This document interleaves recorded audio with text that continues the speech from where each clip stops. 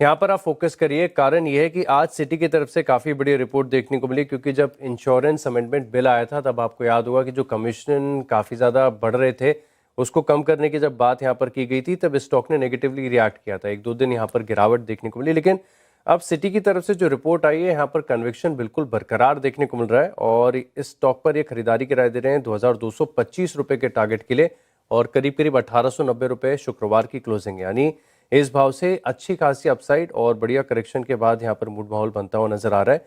ये बता रहे हैं कि फिलहाल के लिए जो बिल है इसमें बहुत सारे ट्रिगर्स ऐसे हैं जो बता रहे हैं कि ग्रोथ यहाँ से देखने को मिल सकती है और कंपनी बहुत ज़्यादा वेल पोजीशनड है, तो इसका इम्पैक्ट कुछ खास तौर पर देखने को नहीं मिलेगा। इनफैक्ट अगर सेक्टर में ग्रोथ आती है तो सीधे पॉजिटिव कोरिलेशन है कि पीबी फिनटेक को यहाँ पर फायदा देखने को मिलेगा। इसके चलते इस स्टॉक को इन ग्रीन रखा हुआ है। रेड लेके चल सकते हैं डिक्सन टेक को, और लगातार ईएमएस और ये इलेक्ट्रॉनिक मैन्युफैक्चरिंग स्पेस में गिरावट आपको देखने को मिल रही है। ब्रोकरेज हाउस की तरफ से जो रिपोर्ट्स आ रही हैं इनमें कॉन्फिडेंस बड़ा मिसिंग सा नजर आ रहा है। अब आज मॉर्गन स्टैनली की तरफ से एक रिपोर्ट है जिसमें वैसे तो ये स्टॉक के ऊपर पहले से ही बेरिश थे, अंडरवेट की रेटिंग दे रहे हैं और टारगेट प्राइस इनका देखें तो करंट मार्केट प्राइस से कम है, 11,563 रुपये के करीब का टारगेट है। और ये बता रहे हैं कि जो आईटी हार्डवेयर नॉर्म्स एक्सटेंड किए गए इसके चलते जो ग्रोथ है इस पर अनसर्टेनिटी फिलहाल के लिए नजर आ रही है और आईटी हार्डवेयर का जो कंट्रीब्यूशन FY30 रेवेन्यू में तकरीबन 7% जो है एस्टिमेट लगाकर किया जा रहा है, तो डाउनसाइड रिस्क यहाँ पर देखने को मिल सकता है और इसी के चलते खराब रिपोर्ट है, नेगेटिव रिपोर्ट है, कॉन्फिडेंस की कमी, अंडरवेट की रेटिंग है। डिक्सन टेक को रखा है इन रेड। ओके अच्छा, अगले दो स्टॉक्स में एक लार्ज ट्रेड्स मेंशन करता हूं फ्राइडे को जो हुए थे। श्री दिग्विजय सीमेंट्स रेडा पे रखिएगा, फ्राइडे को खूब लार्ज ट्रेड हुआ है, हालांकि स्टॉक लंबा उठाइएगा 3 महीने 6 महीने का। मेरे ख्याल से सितंबर के बाद से कुछ नहीं कर रहा है, एक गजब के कंसोलिडेशन में है। ये देखिए इसके प्रमोटर ट्रू नॉर्थ फंड ने ऑलमोस्ट 6.25 करोड़ शेयर्स 86-87 रुपीज पे बेचे फ्राइडे को, और उस पूरे चंक को इंडिया रिसर्जेंस फंड ने खरीदा है, जो कि एक 50-50 जॉइंट वेंचर है पिरामल एंटरप्राइजेज और बेन कैपिटल के बीच। इन ग्रीन रखता हूं आज के लिए। मेडी असिस्ट हेल्थ केयर सर्विसेज को हरे में रखा है। लार्ज ट्रेड प्ले आउट हुआ यहां पे जिसमें HDFC म्यूचुअल फंड ने 3.81 लाख शेयर्स फ्राइडे को खरीदे। ये स्टॉक अपने ईयर लोज के आसपास ट्रेड कर रहा है। फंड की बाइंग थोड़ा बहुत इंटरेस्ट जनरेट कर सकती है, इस लिहाज से इन ग्रीन। अगले आखिरी दो कौन से भाई साहब? आखिरी दो है और वरुण बेवरेजेस यहाँ पर आप रखेगा खास फोकस। अच्छी रिपोर्ट आई है सिटी की तरफ से जहां पर इस स्टॉक पर एक खरीदारी की राय दे रहे हैं। 470 रुपये शुक्रवार की क्लोजिंग है। इनकी तरफ से टारगेट है 675 रुपये का और ये बता रहे कि इन्होंने साउथ अफ्रीका का एक सॉफ्ट ड्रिंक ब्रांड का एक्विजिशन यहाँ पर किया है, तो ग्लोबल पोर्टफोलियो लगातार अच्छा होता जा रहा है, बढ़िया स्ट्रेंथ यहाँ पर देखने को मिल रही है। अब इस रिपोर्ट में ये भी कहा गया है कि कंपनी ने जो बैकवर्ड इंटीग्रेशंस किए हैं इसका आगे जाके बड़ा फायदा देखने को मिलेगा और जो इंडिया बिजनेस है इसमें परफॉर्मेंस इंप्रूव होने की उम्मीद है, तो काफ़ी सारे अच्छे ट्रिगर्स हैं। इसी के चलते वरुण बेवरेजेस इस स्टॉक को इन ग्रीन रखा हुआ है। अब IRCTC यहाँ पर भी आप फोकस करके चल सकते हैं, कारण है कि बहुत ही मार्जिनल सा जो है प्राइस हाइक अनाउंस किया है इंडियन रेलवेज की तरफ से, लेकिन रेलवेज को इससे थोड़ा सा फायदा होगा। एस्टिमेट है कि तकरीबन 600 करोड़ के आसपास रेवेन्यू यहाँ पर बढ़ सकती है। इससे पहले जब कीमतें बढ़ाई गई थी मार्जिनली तब IRCTC के स्टॉक ने तकरीबन 2.2% की अच्छे गेंस दिखाए थे। स्टॉक फिलहाल साइडलाइंस में, ज़्यादा चर्चा नहीं होती, फोकस में नहीं है, लाइमलाइट में बिल्कुल नहीं है, खबरों का असर कम देखने को मिल रहा है, वेल करेक्टेड है। लेकिन यहाँ पर जो कीमतें बढ़ाई गई हैं हो सकता है कि इनको भी थोड़ा सा, क्योंकि प्लेटफॉर्म चार्जेस, कमीशनिंग, इसमें एक फायदा यहाँ पर देखने को मिलता है। तो IRCTC देखेंगे कि आज कैसा रिएक्शन करें। खबर अच्छी है, इसके चलते रखा है इन ग्रीन। ओके, लास्ट दो में इस वीकेंड जब अखबार बढ़ रहा था तो पहले पेज का बड़ा सा ऐड था शोभा लिमिटेड का। भाई साहब, ये बेंगलुरु की कंपनी जो अब तक मुंबई नहीं आई थी, इसने मुंबई डेब्यू कर डाला है। मेरे ख्याल से सैटरडे को इसका प्री लॉन्च इवेंट था। फ्राइडे को जाता है तो स्टॉक में मजबूती आई है, ध्यान रखिएगा। सैटरडे को प्री लॉन्च हुआ है, एंटर करा है मुंबई के बाजार में शोभा इनिजियो नाम से। परेल, मुंबई परेल मतलब इस ऑफिस से बहुत करीब एक जगह। 2 और 3 बेड लग्जरी रेजिडेंसेस हैं, केवल 4.86 करोड़ से शुरू होंगे विद एस्ट्रिक। तो मतलब पता नहीं शुरुआती अमाउंट होगा क्या, लेकिन शोभा ने मच अवेटेड प्रेस्टीज ने गजब का डेब्यू कर दिया था। वैसे प्रेस्टीज ने भी अपडेट शेयर करे हैं कि उन्होंने भी अपनी मुंबई पकड़ को और मजबूत करने के लिए अब सबब्स के बियॉन्ड बढ़ रहे हैं। कुछ कहीं का अपडेट था।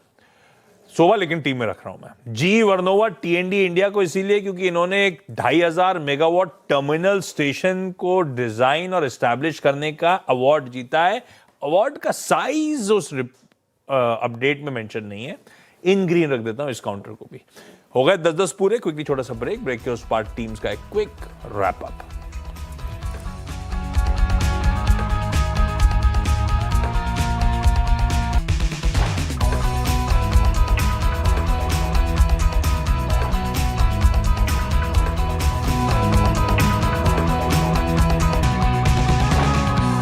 सिर्फ ये है टीवी 18 और आप देख रहे हैं CNBC आवाज।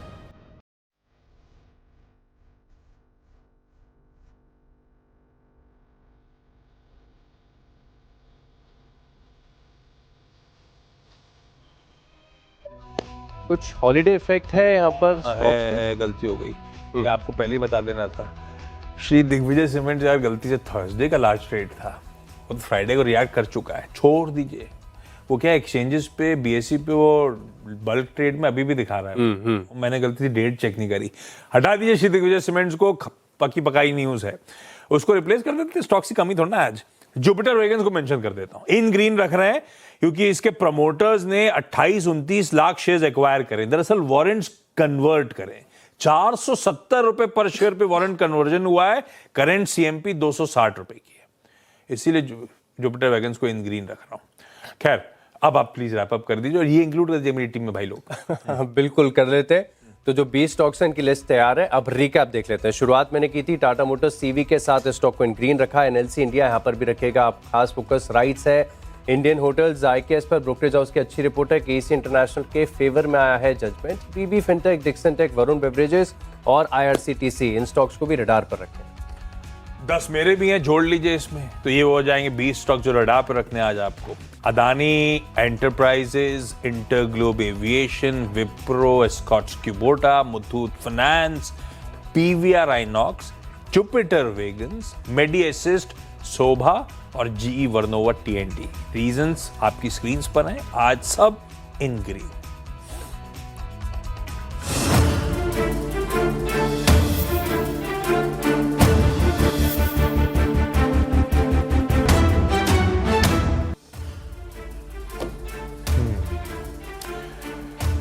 चलिए टॉप 20 से बारी है अब आज के मंडे के मुनाफे की तैयारी की, और नोएडा से वीरू जुड़ते हुए, मस्त ठंड बनाते हुए। ये अंदर हाथी वाला स्वेटर पहने हो ना आप?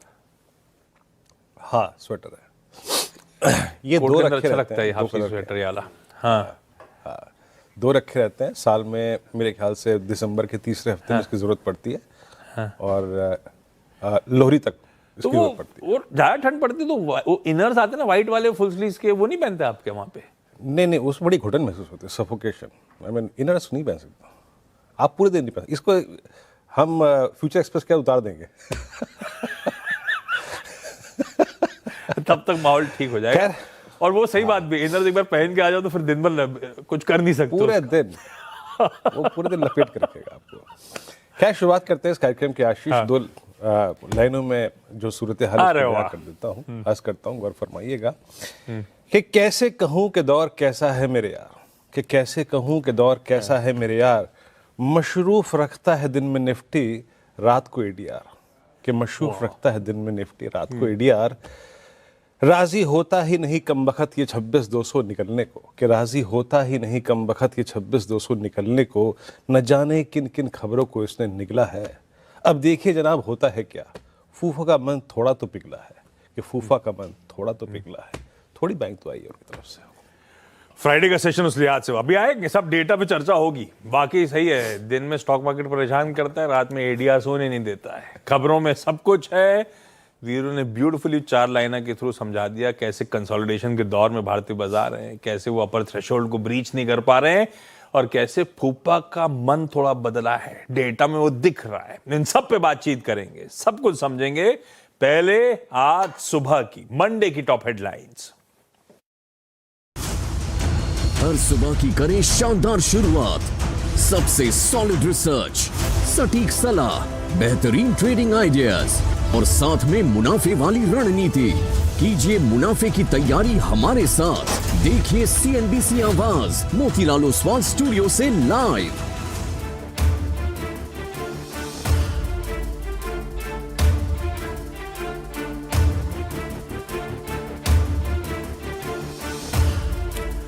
हाय, गुड मॉर्निंग। सीएनबीसी आवाज मोतीलाल ओसवाल स्टूडियोज में आप सबका स्वागत है।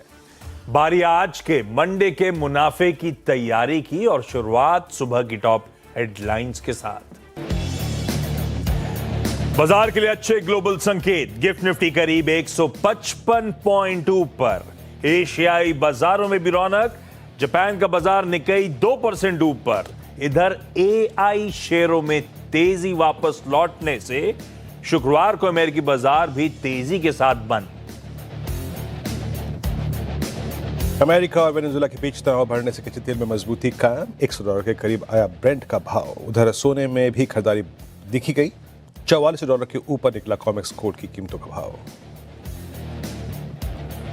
शुक्रवार को अमेरिका में लिस्टेड इन्फोसिस के एडीआर में रही तेज उठापटक। इंट्राडे में 50% तक उछला।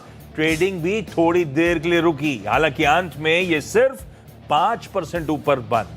इन्फोसिस ने दी सफाई, उनकी ओर से नहीं है कोई कॉर्पोरेट ऐलान।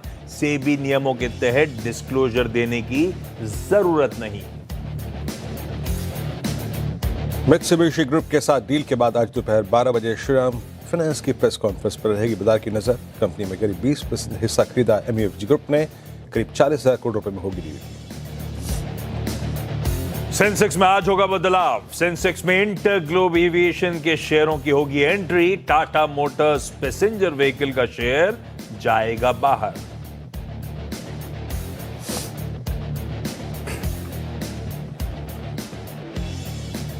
और शॉर्ट सेलिंग पर रोक की खबरें अफवाह। सेबी का आया स्पष्टीकरण।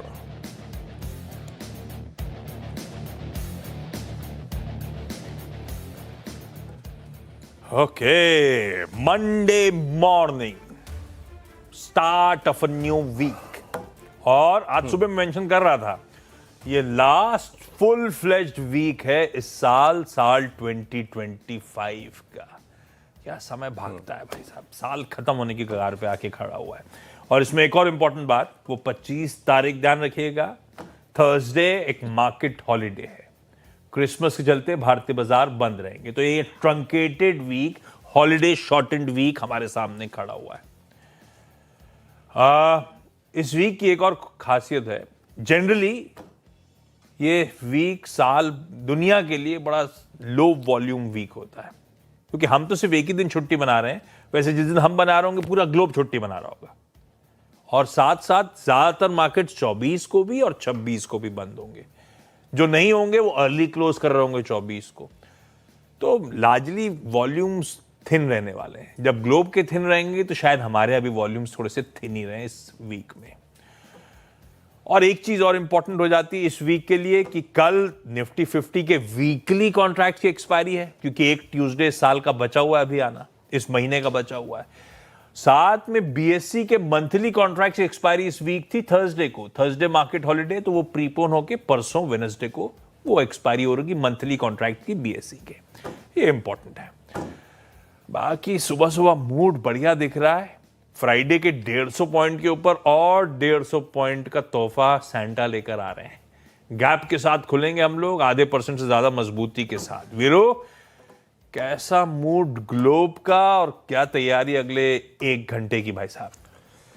देखिए, जो ग्लोब का मूड है आशीष, वो तो आपको स्क्रीन पर नजर आ रहा है। 150 अंक ऊपर गिफ्ट निफ्टी। आइए जरा हल्की सी पैमाइश करते हैं कि वॉल स्ट्रीट पे हुआ क्या। और ये जो हमें रेस्ट ऑफ एशिया जो वॉल स्ट्रीट से हैंडओवर मिला है उस पर कैसे रिएक्ट कर रहा है। गिफ्ट निफ्टी आपके स्पून पे करीब 26,180, इट्स फ्यूचर्स याद रखिएगा। एक बार लेके आइए यूएस मार्केट्स, जिसकी हम पैमाइश हॉर्मोज के साथ अभी करेंगे कि एग्जैक्टली ड्राइविंग फोर्सेस क्या थी। और याद रखिएगा यूएस मार्केट में दो चीज़ें थी, एक तो प्राइस इटसेल्फ, डाउ और जो एआई स्टॉक्स थे उनके एक मूव के बाद नैस्डैक 1% ऊपर और S&P 500 लगभग 59 अंक ऊपर क्लोज हुआ 6834 पे। और जैसे कि हम हॉर्मो से लास्ट वीक बात ही कर रहे थे कि वो एआई कंसर्न्स थे जो कोलैप्स थे वो मैक्रोन के नतीजों के बाद शायद थोड़े से धूमिल हुए और एग्जैक्टली वही हुआ। अच्छा, एक कहानी और है याद रखिएगा जिस पे हम आशीष और कुछ देर में फोकस करेंगे। शुक्रवार की रात को एडीआर्स ने और इन्फोसिस का एडीआर जो कि एक समय 40% ऊपर था उसने टोस्ट पे रखा सबको। एक समय गिफ्ट निफ्टी 200-250 पॉइंट ऊपर हो गया था। तो एक कहानी वो भी है जिसको हमें समझना है, छेड़ना है और आई थिंक वो हमारे पे इम्पैक्ट क्या डालेगी उसको देखेंगे। बाकी रेस्ट ऑफ एशिया लेके आइए स्क्रीन पे प्लीज जरा। और रेस्ट ऑफ एशिया क्या कर रहा है, ठीक है, स्ट्रॉन्ग है। Dow futures, S&P futures, Nasdaq futures तीनों हरे निशान में। नैस्डैक फ्यूचर्स 113 के ऊपर, स्ट्रेट टाइम्स 1% ऊपर, निक्काई 2% ऊपर, ताइवान का इंडेक्स लगभग 391 अंक ऊपर यानी करीब 2% ऊपर, 1.5% ऊपर माफ कीजिएगा। तो एक स्ट्रॉन्ग मूव यहाँ पे शंघाई, हैंगसेंग, कॉस्पी सब में अच्छा खासा मोबाइल विकेट, कॉस्पी लगभग 2% ऊपर आके ट्रेड करता हुआ।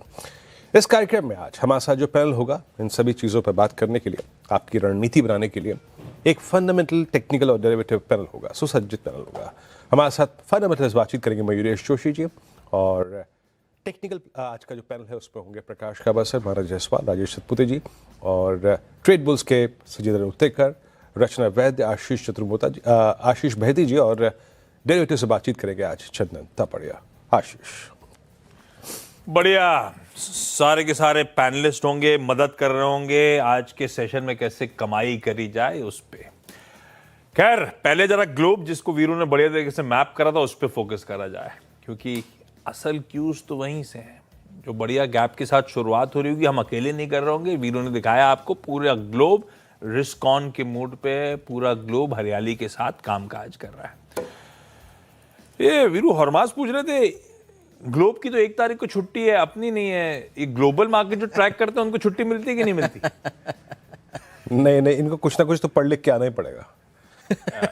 कुछ ना कुछ तो पढ़ लिख के आना ही पड़ेगा। छुट्टी वाले दिन क्या पढ़वाओगे? अब साल के पहले दिन तो नॉर्म यही कहता है कि साल के पहले दिन आप पढ़ लिख कर आए तो पूरा साल पढ़ते लिखते रहोगे, ये तो अच्छी बात है। लेकिन वाले यही बस वही कर रहा है, 31 को भी पढ़वा देते थे। ये कहा जाता है साल के पहले दिन नहा लो, सुबह सुबह पढ़ लो, आज के दिन साल भर वैसे ही रहेगा। तो दुनिया छुट्टी बनाएगी, हम काम कर रहे हैं। खैर वो सब अलग दिन के लिए। भाई साहब ग्लोब अच्छा दिख रहा है, क्या रीजन है? एआई की ट्रेड का वापस लौटना एक बहुत बड़ा रीज़न है। और जो माइक्रॉन के नतीजों ने थोड़ा सा भरोसा दिलाया था, जो गुरुवार को दिलाया था, वो शुक्रवार को भी जारी रहा और सभी शेयरों में, बिग टेक के शेयरों में खरीदारी देखने मिली। फिर चाहे वो माइक्रॉन हो, ओरेकल जिसकी वजह से ये पूरे वॉलेटिलिटी की शुरुआत हुई थी, उनके शेयरों में भी खरीदारी देखने मिली थी, क्योंकि टिकटॉक की जो डील हुई उसमें उनका मेजॉरिटी शेयर होल्डर्स में नाम निकल कर आया था, तो उस वजह से भी खरीदारी थी। आउट परफॉर्मेंस इसलिए भी था क्योंकि ट्रिपल विचिंग थी शुक्रवार को, लगभग $7.5 ट्रिलियन के ऑप्शंस की एक्सपायरी थी। $26 बिलियन के शेयर्स का वॉल्यूम था शुक्रवार को वॉल स्ट्रीट में, जो कि 12 महीनों की औसत से 50% ज़्यादा था। तो हफ्ते दर हफ्ते डाउ जोन्स ने तो अंडर परफॉर्म ही करा है, गिरावट के साथ ही बंद हुआ है हफ्ते दर हफ्ते। लेकिन इनफ्लोज जो है वॉल स्ट्रीट पर अभी भी जारी है, क्योंकि बोफा के नोट के मुताबिक 17 दिसंबर को जो हफ्ता बंद हुआ था उस पे $78 बिलियन के इनफ्लोज देखने मिले थे। और यूबीएस ने भी इस बुलिश व्यू को जारी रखा है। 2026 में ये कह रहे हैं कि यूएस के बाजार तो अच्छा करेंगे ही, क्योंकि फेड ब्याज दरों में कटौती करेगा, इकोनॉमिक ग्रोथ अच्छी है और एआई की ट्रेड का वापस लौटना, ये कुछ चुनिंदा बड़े फैक्टर्स है जिसकी वजह से वो बुलिश है। इक्विटीज के साथ साथ वो सोने में और हाई क्वालिटी बॉन्ड्स में भी निवेश के मौके ढूंढ रहे हैं 2026 में। लेकिन उन्होंने साथ ही साथ ये भी कहा कि जो डॉलर में कमजोरी जारी है वो 2026 की पहली छमाही में भी जारी रहेगी। डोनाल्ड ट्रंप ने 9 बड़ी कंपनीज के साथ करार किया, फार्मा कंपनीज के साथ, जो ड्रग्स की प्राइसेस को, दवाइयों की कीमतों को कम करने के लिए तो अब ये माना जा रहा है कि 17 में से 14 कंपनियों ने ट्रंप एडमिनिस्ट्रेशन के साथ करार कर लिया है, जो अब दवाइयों की कीमतें घटेंगी और जो डिस्काउंटेड ड्रग्स है वो डायरेक्टली कस्टमर्स को बेचे जाएंगे। ये ऐलान किया गया है। और ट्रंप RX जो उनकी वेबसाइट है जहां पर ये डिस्काउंटेड ड्रग्स बेचे जाएंगे वो भी अगले साल की शुरुआत में अनवेल की जाएगी, ये डोनाल्ड ट्रंप ने कहा है। अब फार्मा तो हो गया, अब इंश्योरेंस उनके रेडार पर आ गया है। ये भी कहा कि भाई अब वो इंश्योरेंस कंपनियों के साथ मुलाकात करेंगे उन कहने के लिए कि भैया प्रीमियम्स के दाम जो है वो घटाइए, जो कि अगले साल से बढ़ने वाले हैं, ओबामा केयर के जो प्रीमियम्स हैं। तो जो ग्राहक है उन्हें अपना इंश्योरेंस खुद चुनने का अधिकार होना चाहिए, ये डोनाल्ड ट्रंप ने कहा। जिस वजह से इंश्योरेंस शेयरों में शुक्रवार को गिरावट देखने मिली थी, तो डाउ ने उस वजह से थोड़ा सा अंडर परफॉर्म किया। यूक्रेन और रूस के बीच में भी कोई ऐसा बड़ा ब्रेक थ्रू तो आया नहीं है। अब यूक्रेन ये जानना चाहता है कि अगर शांति समझौता हुआ और उसके बाद रूस ने हमला किया तो उनके जो साझेदार है वो क्या करेंगे, किस तरह से उन्हें प्रोटेक्शन दिया जाएगा, ये ज़ेलेंस्की जानना चाहते हैं। और यूएस ने यूक्रेन के सामने एक त्रिपक्षीय वार्ता का प्रस्ताव रखा है, रूस, यूक्रेन और यूएस। और अगर ये होता है तो यूरोपियन यूनियन के जो नेता है वो भी इस बैठक में जुड़ सकते हैं। लेकिन ज़ेलेंस्की ये कह रहे हैं कि यूएस और यूक्रेन के बीच जो बातचीत चल रही है उसका क्या निष्कर्ष निकल कर आता है, उसके बाद आगे कोई कदम उठाया जाएगा। एक छोटा हफ्ता है, बुधवार को हाफ डे होगा यूएस में, गुरुवार को छुट्टी होगी, तो उस वजह से सारा जो डेटा है वो थोड़ा सा पुश फॉरवर्ड हुआ है। जीडीपी का आंकड़ा, तीसरी तिमाही का जो डिलेड आंकड़ा होगा वो मंगलवार को यानी कि कल रिलीज़ किया जाएगा। कंज्यूमर कॉन्फिडेंस का डेटा कल रिलीज़ किया जाएगा और ड्यूरेबल गुड्स, इंडस्ट्रियल प्रोडक्शन, इन सब के डेटा को कल रिलीज़ किया जाएगा। तो कल एक बड़ा दिन होगा बाजार के लिए, क्योंकि जीडीपी वगैरह का डेटा आना है। लेकिन उसके अलावा और कोई बड़ा डायरेक्शनल क्यों नहीं। छुट्टी के मूड में सब आ ही जाएंगे। ठीक है, तो अच्छा हैंडओवर, एआई रिलेटेड ट्रेड्स लौटते हुए, कन्विक्शन स्ट्रीट का बढ़ता हुआ उस हेवीवेट पॉकेट पे, तो फिर यूएस के बाजार मजबूती दिखाते हुए और उसके चलते एशियन पीयर्स बढ़िया है। और हम भी भाई साहब फ्राइडे को 150 पॉइंट चढ़े थे और आज 150 पॉइंट और गैप के साथ शुरुआत होने की तैयारी होती हुई। वैसे फ्राइडे की जो तेजी थी वो back to back 4 straight session दबाव के थे। मंडे, ट्यूसडे, वेडनेसडे, थर्सडे, वो ग्रिड आएगा आपकी स्क्रीन पे। 4 सेशंस ऑफ पेन के बाद फ्राइडे को फाइनली उछाल। और इस उछाल के बावजूद ध्यान रखिए वीक ऑन वीक फिर भी डिक्लाइन ही देखने को मिला लास्ट वीक। ये 3rd straight week on week declines हो गए। खूब अच्छी तेजी थी 3 हफ्तों की, उसके बाद 3 हफ्तों से डिक्लाइंस कह लूं या लार्जली दायरे में भारतीय बाजार कंसोलिडेट करते हुए हम सबको थकाते हुए, ये कहा जा सकता है। वो दायरा क्या है? 25, 700, 26, 100, 200 के हाराइजन, उस बीच में ही लगातार कामकाज होते ही चला जा रहा है। तो ये क्रिसमस वीक, बड़ा सवाल ये सबके जहन में होना चाहिए कि फाइनली ये क्या कंसोलिडेशन का दौर कंटिन्यू कर रहा होगा इस हफ्ते भी, या फिर एक ब्रेकआउट की तैयारी कर रहे हैं, बिगुल बज रहा है। पहले निफ्टी की चर्चा कर ली जाए वीरू के साथ।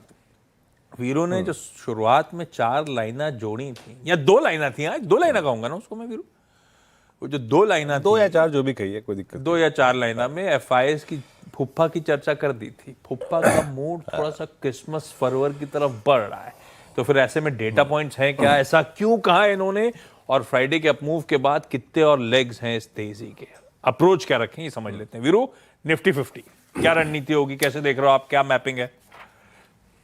देखिए आशीष, इस प्राइस को थोड़ा समझ लेते हैं पहले। लास्ट वीक मैंने क्यों बोला कि एफआईएस का मन पिघला है? दे वर कैपिटलाइजिंग ऑन देयर शॉर्ट। 1,66,000 उनकी शॉर्ट थी। मैंने लास्ट वीक बहुत बार सेल भी करवाया आशीष, बट उस सेल का अल्टीमेट टारगेट रखा था करीब करीब 751 के आसपास।